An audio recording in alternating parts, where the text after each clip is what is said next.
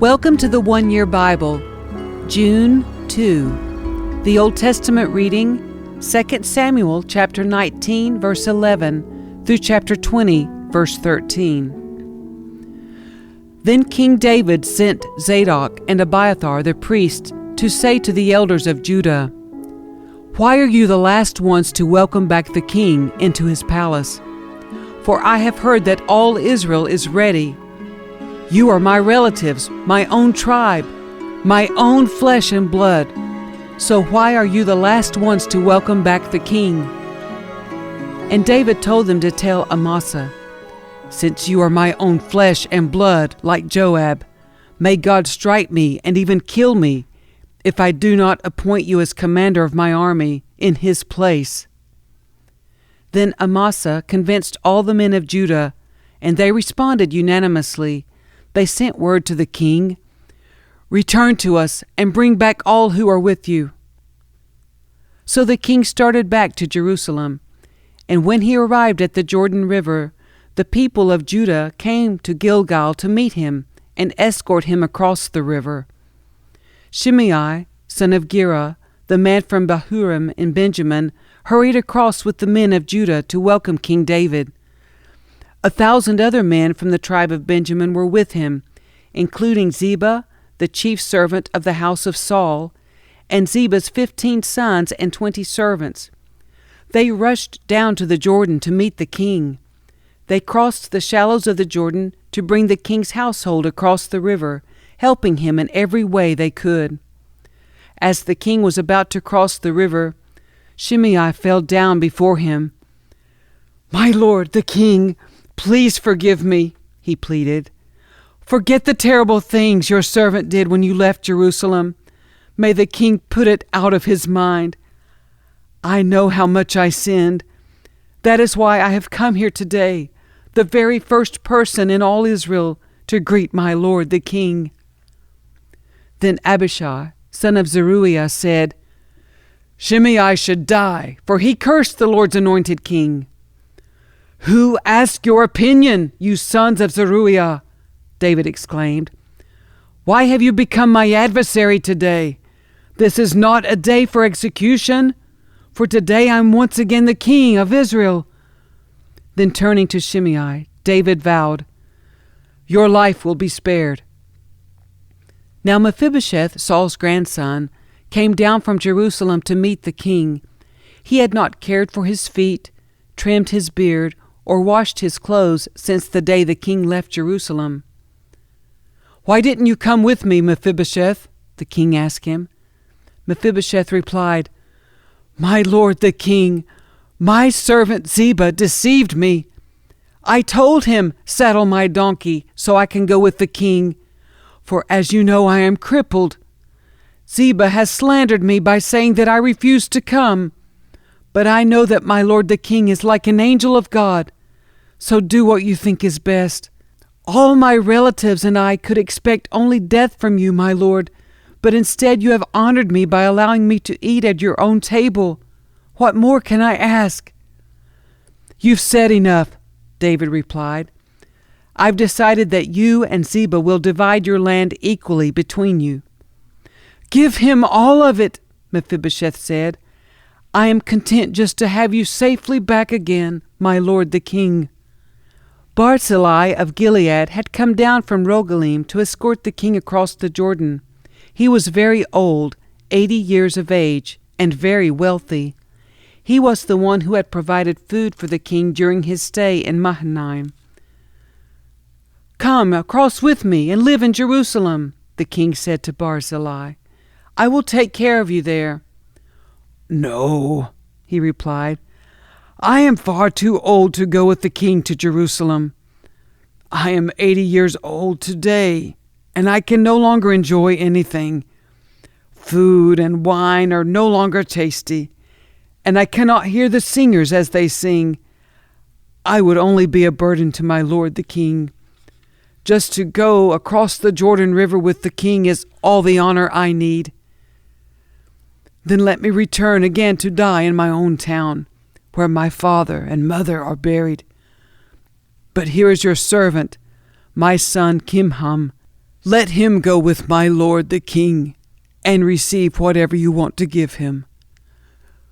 "Good," the king replied. "Kimham will go with me, and I will help him in any way you would like, and I will do for you anything you want." So all the people crossed the Jordan with the king. After David had blessed Barzillai and kissed him, Barzillai returned to his own home. The king then crossed over to Gilgal, taking Kimham with him. All the troops of Judah and half the troops of Israel escorted the king on his way. But all the men of Israel complained to the king, "The men of Judah stole the king and didn't give us the honor of helping take you, your household, and all your men across the Jordan." The men of Judah replied, "The king is one of our own kinsmen. Why should this make you angry? We haven't eaten any of the king's food or received any special favors." "But there are 10 tribes in Israel," the others replied, "so we have 10 times as much right to the king as you do. What right do you have to treat us with such contempt? Weren't we the first to speak of bringing him back to be our king again?" The argument continued back and forth, and the men of Judah spoke even more harshly than the men of Israel. There happened to be a troublemaker there named Sheba, son of Bichri, a man from the tribe of Benjamin. Sheba blew a ram's horn and began to chant, "Down with the dynasty of David! We have no interest in the son of Jesse! Come on, you men of Israel, back to your homes!" So all the men of Israel deserted David and followed Sheba, son of Bichri. But the men of Judah stayed with their king and escorted him from the Jordan River to Jerusalem. When David came to his palace in Jerusalem, he took the 10 concubines he had left to look after the palace and placed them in seclusion. Their needs were provided for, but he no longer slept with them, so each of them lived like a widow until she died. Then the king told Amasa, "Mobilize the army of Judah within 3 days and report back at that time." So Amasa went out to notify Judah, but it took him longer than the time he had been given. Then David said to Abishai, "Sheba, son of Bichri, is going to hurt us more than Absalom did. Quick, take my troops and chase after him before he gets into a fortified town where we can't reach him." So Abishai and Joab, together with the king's bodyguard and all the mighty warriors, set out from Jerusalem to go after Sheba. As they arrived at the great stone in Gibeon, Amasa met them. Joab was wearing his military tunic with a dagger strapped to his belt. As he stepped forward to greet Amasa, he slipped the dagger from its sheath. "How are you, my cousin?"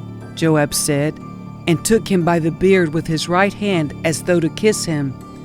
Amasa didn't notice the dagger in his left hand, and Joab stabbed him in the stomach with it, so that his insides gushed out onto the ground. Joab did not need to strike again, and Amasa soon died. Joab and his brother Abishai left him lying there and continued after Sheba. One of Joab's young men shouted to Amasa's troops, "If you are for Joab and David, come and follow Joab." But Amasa lay in his blood in the middle of the road, and Joab's man saw that everyone was stopping to stare at him. So he pulled him off the road into a field and threw a cloak over him. With Amasa's body out of the way, everyone went on with Joab to capture Sheba, son of Bichri.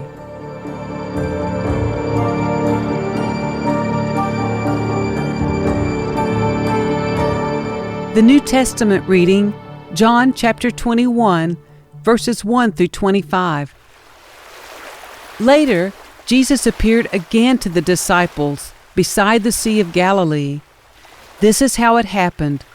Several of the disciples were there: Simon Peter, Thomas, nicknamed the Twin, Nathanael from Cana in Galilee, the sons of Zebedee, and 2 other disciples.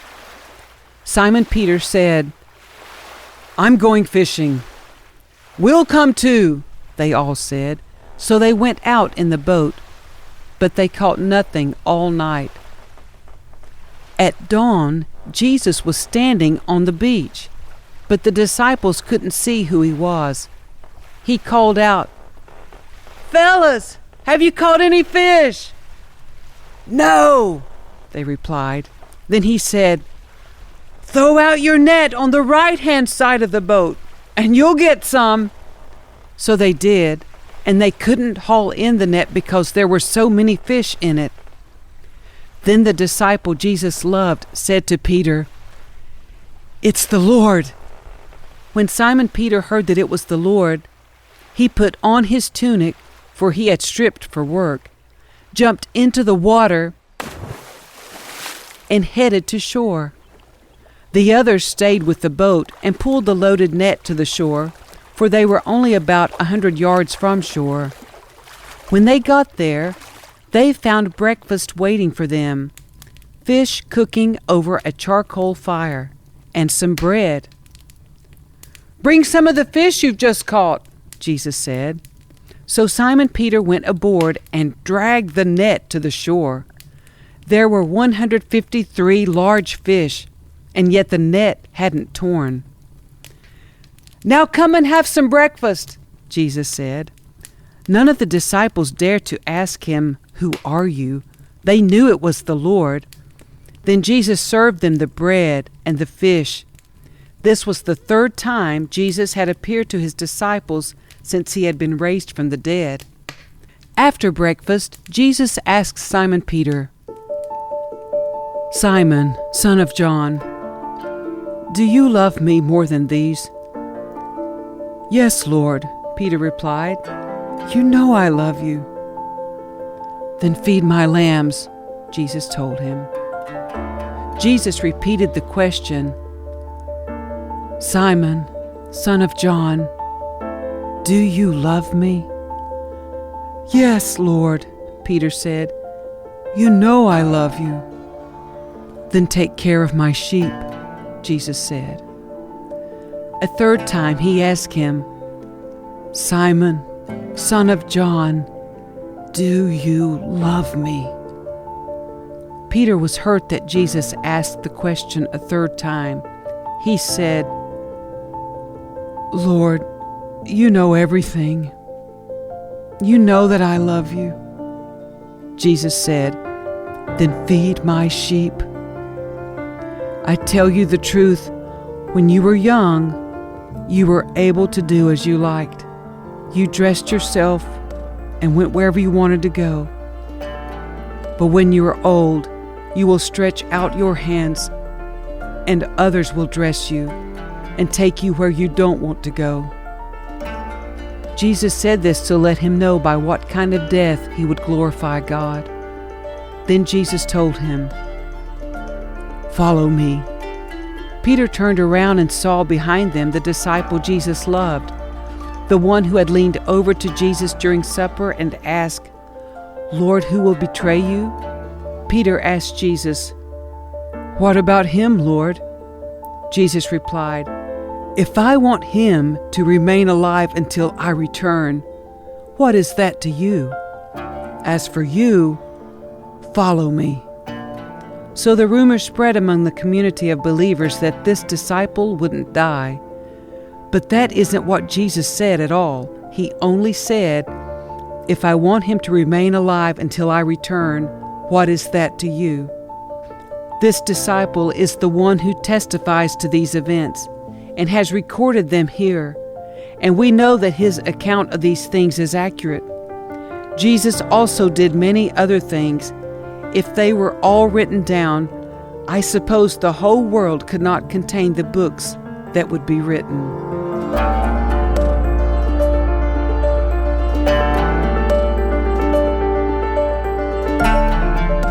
Psalm 120, verses 1 through 7. I took my troubles to the Lord. I cried out to him, and he answered my prayer. Rescue me, O Lord, from liars and from all deceitful people. O deceptive tongue, what will God do to you? How will he increase your punishment? You will be pierced with sharp arrows and burned with glowing coals. How I suffer in far-off Meshech.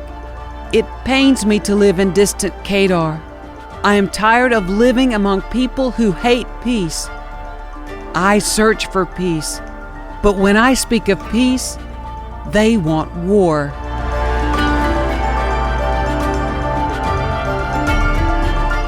Proverbs 16, verses 16 and 17. How much better to get wisdom than gold, and good judgment than silver. The path of the virtuous leads away from evil. Whoever follows that path is safe.